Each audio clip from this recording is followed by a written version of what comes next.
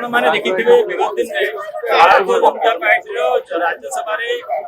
संख्या नथिले बहुत गुड़े गुरुत्वपूर्ण बिल पास करिबारे केंद्र में भारतीय जनता पार्टी सफल होती जेहेतु भारतीय जनता पार्टी निष्ठार सहित ओडिशावासी सेवा कर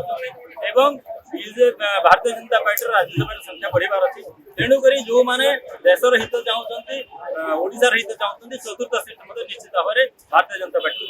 अंक तो जी आप जानते केते अंक हेले पाइबू चतुर्थ सीट आप जानते से अंकटा आपे आपे आसीजो मु जोटा कहूची जो माने ओडिशा को चाहते ओडिशा विकास चाहते भारत विकास चाहते भारतीय जनता पार्टी चाहते अंक आपे आपे ही जो चतुर्थ सीट हमको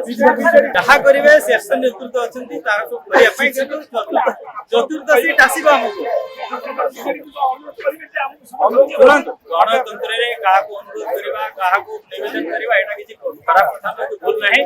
आमे समस्त को अनुरोध करिले एवं चतुर्थ सीट को हम समस्त खुशी रे हमको समर्थन देले कांग्रेस को काई अनुरोध करिबो नाही कांग्रेस को मध्ये करिबो एवं चतुर्थ सीट पे जेहेतु कांग्रेस की बीजेडी रे मध्ये संख्या नाही निश्चित भाव रे कांग्रेस बीजेडी 2 जन काम